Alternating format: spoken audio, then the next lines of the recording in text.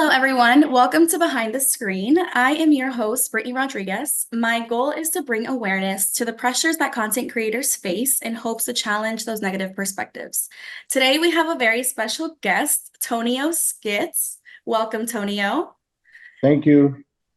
For our listeners, can you tell them a little bit about yourself? Well, I'm a content creator, influencer. Um, uh, I do stand-up comedy. I'm a cast member on MTV Wild 'N Out with Nick Cannon, season 8, 9, 10, 11, and season 25. Done some Steven. I have a movie in the theaters right now called A Hip Hop Story Mhm. by Affion Crockett. I play Jay-Z's manager in that movie, and that's what I do. That's I'm an awesome. entertainer. You can put it all in the entertainment bag. Yeah, that's awesome. So, with your massive following and engaging content, can you share like how your journey began as an influencer? Where was that like first memory of like when it all blew up? Um, the blowing up part, it's not really a moment. It's a series of moments, that come together. I think the realization when I'm like, oh snap, I did something when I was in front of Kevin Hart and he was like, hey Tone, what's up, Tone? Like he gave me his little nickname and I'm in front of Kevin Hart, and I was working with Laugh Out Loud Network, and Yeah. actually Kevin took 10 influencers to Hawaii to film using his production company and to write your own stuff and direct him in your own video to promote his movie. I was one of those 10 Wow. that he took out there to Hawaii. But I think it was those moments there when I'm like, oh, okay, I'm doing something. Wow. That's where it all began. That's Hmm. amazing. And I always think like that one connection can lead you to something else, and then all the opportunities just start flowing in. Yeah, well, yeah, I started in my aunt's garage. That's where I started my videos, and I was just doing it for fun, just uh, shooting 6.5 second lines, 15-second videos, and that led me to move to LA, and then the LA move gave me so many more opportunities. Wow. So with all these like millions of followers and I see you have millions of views on your content, what are some of the most like, is there a memorable moment, like a milestone in your influencer career? Um, there was a moment. There was this girl that was a huge fan of my work, and her parents reached out to me because she had stage 4 cancer, and she really liked my video. So I flew to Texas to surprise her. I shot a few skits with her, Oh my and God. remember the happiness I was able to give that family because she died soon after, but they have memories of her, in a video acting and doing things that they will never forget, and that's something I'll never forget. Yeah. I feel like those are Yeah. the moments that definitely probably keep you going.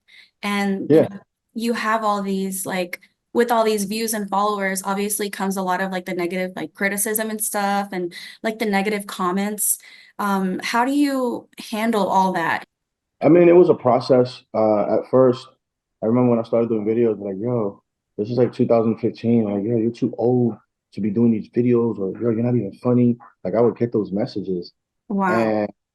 and back then I would respond to them, or I'll even make a video clapping back, and that whole situation was just unhealthy. And I learned in the process that it's a part of the journey. It's a part of what you do.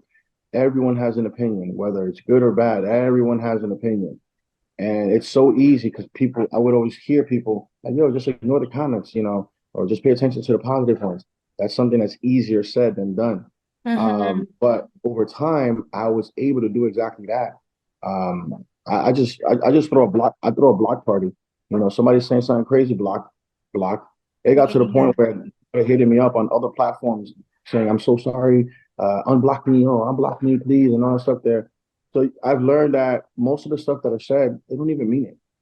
They're just looking for a reaction. They're looking for, so when you don't give them what they want, it dies away. So Yeah. And how were you able to finally realize that? Was there like a moment where you were like, okay, like enough is enough, like I can't keep letting it get to me? um, I there was different things happening. I remember there was this this girl, this influencer girl that was in Orlando, Mhm. and she did like a hosting somewhere, and she posted where she was, and some deranged fan went over there and shot at her. So those were one of the moments that I remember. I'm like, you never know who you might be upsetting or who you're giving a reaction to that may trigger something, publicly. People walk up to me all the time to say what's up, and you never know is that person that you said something crazy to online. So Yeah. ignoring them was the best way to not deal with that. And I feel better being out walking out in the public because I know, there's nobody online that I'm saying something crazy to, even though I'm defending myself. But it was just uh, unhealthy Mm-hmm. and not uh, not a smart thing to engage with people that are acting negatively. It comes with it. It is what it is, and it comes with it. Yeah. But you get used to it like anything else. It's just Yeah. ignore it. Yeah. That's awesome that you're finally able to like just look forward and not let Yeah. any of this affect you. So with this online presence that you have, like you're basically like a famous influencer. Like I said, your name is like a household name. Does all of this like fame and attention, do you feel like it impacts mental health? I mean, yeah, it does. When you're not grounded or you don't practice gratitude, that can easily boost you to thinking something that's really not true. Or, I mean, Mm-hmm. there's influencers I know they think they're better than people, than some people. It's because you have a following. Like, bro, who are you? Delete Instagram. Who are you? Mm-hmm. Um, but it does mess with people mental, because it's like I look at the statistics to people winning the lottery.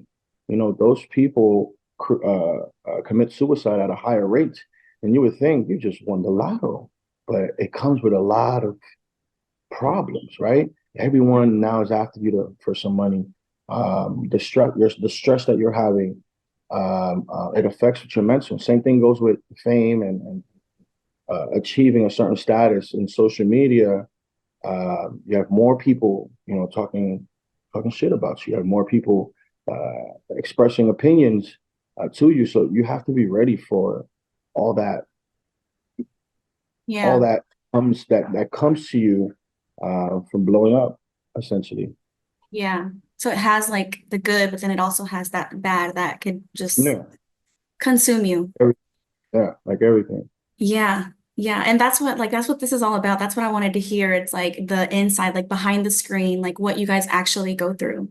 So when you make your content and you have all these skits planned, do you find that it's hard to like please everybody, or do you have like a schedule that you do, or just to not overwhelm yourself? I think it's the platforms themselves are the one that create stress to the creator because these algorithms are so messed up where the only way you are getting your content pushed if you are posting consistently, posting more than once a day, doing a story, posting a picture, carousel. If you're posting a reel, X amount of minutes now that you have to create them. And then you have to do this every day, periodically, in order to get your stuff pushed. Because at the end of the day, you want your content to be pushed to as many people as possible. And the only way you're going to do that if you're doing what these platforms want you to do. Yeah. That creates pressure, right? Mm-hmm. And then you do your content, your video didn't do numbers, that creates more pressure. Like, okay, I need to work harder, or I need to post more. Um, it's a domino effect. And I mean, back then it was a little easier to create content, but now they're demanding more of your time just to put the content out there and for people to see.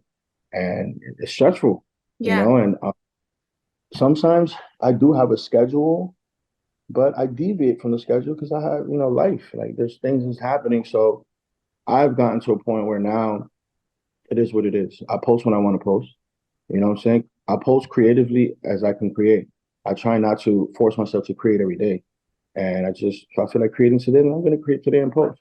Once you find that medium within yourself, social media becomes fun again. Like I don't care about the algorithm anymore. I don't care about what views it gets. I don't care. I'm posting the content I like. Yeah. What message do you have for anybody in this field, anybody that's an aspiring content creator? What message do you have for them if they're feeling unmotivated or if they feel that all the negativity is kind of consuming them? How do they keep pushing? Um, Keep posting. I'm actually working on a documentary called Keep Posting. And what the Really? documentary does, it peels back. Every episode is a different creator, right? Episode one, Mhm. Tonio Skits. And what we're doing is we're showing the real life of what we go through Yeah. that people don't know because all you see is the videos. And the name of the documentary is called Keep Posting because through whatever the hell we're going through, we're still posting. You know, lost a family member or we're going through some hard times, even financially, we're still posting. Yeah. So my advice is keep posting, keep pushing, and this negative stuff or when people, I just block them. I know it sounds, but I just block and move on. You're gonna forget about it in 3 minutes anyway, so Yeah. block them and move on. And Yeah. that's it. Yeah. They're just looking for a reaction. Yeah. It's like your page. Like if you don't want somebody on your page, you don't have to have them on your page. Beside Instagram, I know you have other platforms and everything like TikTok. How are our listeners able to find you on everything else? Is it Tonio's? Everything Tonio Skits on Facebook, um, Instagram, TikTok, YouTube Shorts, and Snapchat. Tonio Skits everywhere. Snapchat too? Oh my God, I heard Snapchat's been like popping lately. Yeah. They paying us our creators, so we're starting to post our content there. So yeah, and Snapchat got a lot of good shows. That's awesome. All right, well, that's basically everything. Is there anything else that you want to share? Our How do listeners know. you look so good? Them shits is fire. Say that again, I'm sorry. Your eyebrows, they fleeking Oh, right thank now. you. Hey, Thank you they're so much. I was like doing my makeup and everything. I was like, I gotta look good on this thing. I'm so man. happy though, like just you being able to be on here. I'm gonna present this to an entire class and then like their parents are gonna come look and stuff. So I know that there's gonna be people that in the crowd that are gonna recognize your name and you. And Yeah, it's just like you have no idea like how much this means to me. Seriously. I talked to my cousin is Julia. yeah. That's Yeah. how I started my videos with Julie, Yeah. with Julia. 'Cause I created before I would watch other people that lived in LA work with each other. I'm in Miami and there's nobody around. So what I did was I started collecting creators from all around the world, well, the United States, and put them all in a chat room. So I created our own little environment that we can speak on. Julia was a part of that chat room. So when I decided to make an idea, I'm like, yo, I want to move to LA. I Hmm. put it in chat. There was at least 200 creators all in this chat. I'm like, yo, I'm moving to LA. Everybody was like, oh my God, because that's what everybody wants to do eventually, because they know the hub for the creating was LA and all the Hmm. big creators were there working with each other. So Julia was like, yo, I'm in the army right now. I'm getting out. So, and then this other girl, Lely Hernandez. So Yes, then I know. we went and we got a place together. It was me, Julia, and Lely. And we moved in with each other together in LA and then just made it happen. Wow. That's crazy. It's like Yeah. insane how like you said, it's a domino effect. Like good for you guys. Like you guys are just like thriving And we out live in the hood.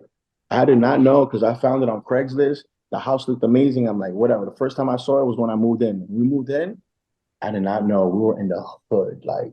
Yeah. like bad. We heard gunshots, but we made it happen. We made it work. Yeah. I turned that house into a content house, and everybody was coming in. There's people right now that are lit, millions Yeah. of followers, and they started on my sofa in LA.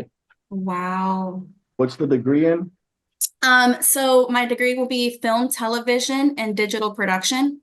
Oh, so and everybody in your class is gonna watch this? Yeah, well, I'm gonna post it on my YouTube. Well, all right, listen to the class, the graduating class. I'm looking for screenwriters, uh, movie writers.